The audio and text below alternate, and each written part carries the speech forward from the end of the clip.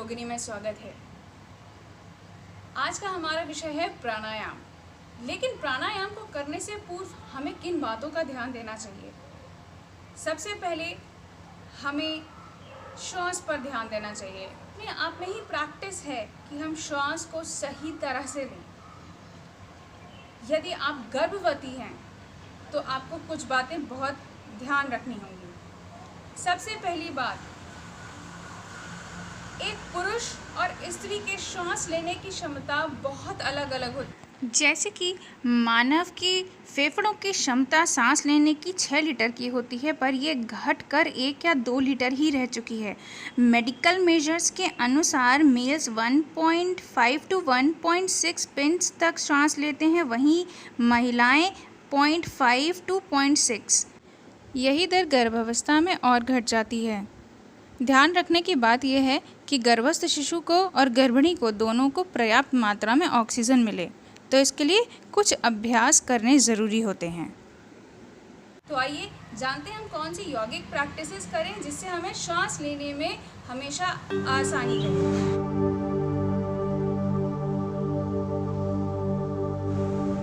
उदर श्वसन या एब्डोमिनल ब्रीदिंग। सुखासन में बैठेंगे, मेरुदंड सीधा रखेंगे व एक हाथ पीठ पर, आंखें बंद, दोनों नासिकाओं से लंबी गहरी श्वास नाभि स्थल तक। कुछ देर अपने पेट में श्वास को रोक के रखेंगे व धीरे धीरे रेचन करेंगे। 3 से 5 बार इस प्रक्रिया को करें। थोरैकिक ब्रीदिंग या वक्ष श्वसन। एक हाथ छाती पर, लंबी गहरी श्वास, सारी श्वास छाती में भरेंगे, अपने लंग्स में जितना एक्सपैंड कर सकें। कुछ देर के लिए श्वास को रोकेंगे व पुनः रेचन करेंगे। इस अभ्यास को 3 से 5 बार करेंगे व दोनों अभ्यास को साथ में करने के बाद सामान्य स्थिति में बैठेंगे। अनुलोम विलोम प्राणायाम। हस्त मुद्रा, प्रणव मुद्रा, ध्यानात्मक आसन, सुख आसन। अपनी दाहिनी नासिका बंद करेंगे व बाईं नासिका से गहरी श्वास नाभि स्थल तक भरेंगे। कुछ देर रोकेंगे व पुनः बाईं नासिका बंद करते हुए दाहिनी नासिका से रेचन करेंगे। कुछ देर श्वास रोकते हुए पुनः श्वास वापस लेंगे दाहिनी नासिका से व फिर बाईं नासिका से बाहर। शक्तिशाली प्राणायाम। इस प्राणायाम के द्वारा मन एकाग्र होता है, आज्ञा चक्र का जागरण होता है, इससे ईड़ा पिंगला नाड़ियों का शोधन होता है तथा प्राणों के संतुलन बनाए रखने में सहायता मिलती है। प्राणायाम को अपने समय अनुसार व कम से कम 10 मिनट करना आवश्यक है। नाड़ी शोधन प्राणायाम। अपनी दाहिनी नासिका बंद करेंगे व बाईं नासिका से 3 बार श्वास भरेंगे व छोड़ेंगे। भावना करेंगे हर श्वास में आपकी शारीरिक ऊर्जा, प्राण ऊर्जा निरंतर बढ़ रही है। गहरी श्वास आपके नाभि स्थल तक जा रही है व शरीर में शीतलता प्रदान कर रही है। यही अभ्यास दूसरी नासिका से 3 बार धीरे धीरे श्वास को रोकते हुए करेंगे। धीरे से सामान्य स्थिति में बैठेंगे व 3 बार दोनों नासिका से श्वास नाभि स्थल तक भरेंगे। कुछ देर रोकेंगे व पुनः रेचन करेंगे। लंबी श्वास नाभि स्थल तक कम से कम 3 बार इस अभ्यास को करें। अगला प्राणायाम शीतकारी प्राणायाम।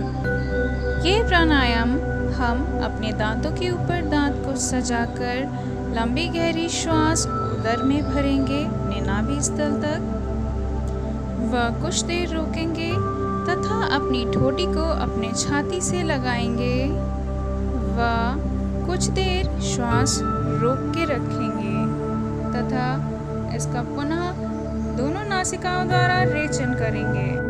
कम से कम 3 बार या 5 बार इसका अभ्यास आवश्यक। ध्यान रहे इसका अभ्यास प्रदूषित वायुमंडल में बैठ के ना करें तथा ठंडे मौसम में ना करें। यदि किसी को निम्न रक्तचाप या लो ब्लड प्रेशर हो कृपया वह इससे दूर ही रहें। लाभ शरीर में एवं मन में शीतलता प्रदान करता है तथा उच्च रक्तचाप वालों को फायदा होता है।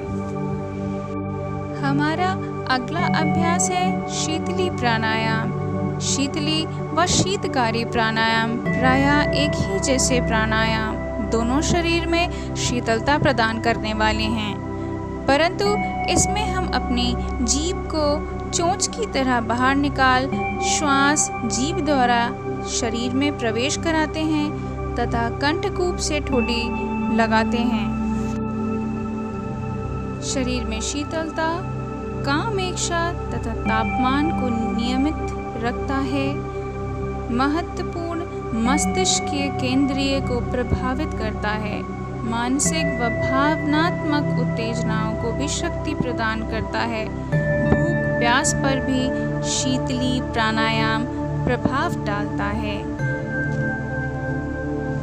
इस अभ्यास को सुबह स्वच्छ स्थल में बैठ करके करना चाहिए। कम से कम 3 से 5 बार इस प्राणायाम को करके आप लाभ प्राप्त कर सकते हैं। भ्रामरी प्राणायाम। किसी भी ध्यानात्मक आसन में बैठें, पूरे शरीर को शिथिल करें, मेरुदंड गर्दन सीधी, आंखें बंद, दोनों हाथों की पहली उंगली से कान के ऊपरी हिस्सों को बंद कर लें। दोनों नासिका से लंबी गहरी श्वास लें। संभव हो सके तो कुछ देर रुकें। तत्पश्चात मधुमक्खी की भांति गुंजन करते हुए श्वास धीरे धीरे छोड़ें। मस्तिष्क में इस ध्वनि की तरंगों का अनुभव करें। भ्रामरी प्राणायाम का मुख्य उद्देश्य मानसिक शांति की प्राप्ति है। भ्रामरी प्राणायाम सन्मुखी मुद्रा में भी किया जा सकता है, परंतु अधिक लाभ प्राप्त करने के लिए हम इसी प्रकार अभ्यास करते हैं ताकि हमारी छाती ज़्यादा प्रसारित हो सके व फेफड़ों में श्वास अधिक से अधिक भर सके। इस अभ्यास को 3 से 5 बार करें। दोनों हाथों का घर्षण करके अपने मुखमंडल पे लगाएं व श्वासें सामान्य करें। उज्जाई प्राणायाम। पद्मासन या अर्ध पद्मासन में बैठें, मेरुदंड सीधा। अब दोनों नासिका से ऐसे श्वास खींचें कि गले में घर्षण करते हुए श्वास आपकी छाती व आपके नाभि स्थल तक भरे तथा कुंभक करें व जालंधर बंद लगाएं, अर्थात अपनी ठोड़ी को अपने कंठ व छाती में स्पर्श कराएं।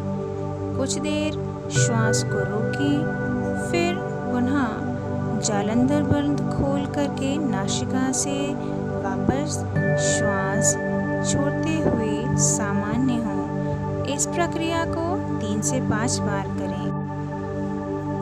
थायराइड, उच्च रक्तचाप, अनिद्रा आदि जैसे रोगों को दूर करने में सहायक प्राणायाम। प्राणाकर्षण प्राणायाम।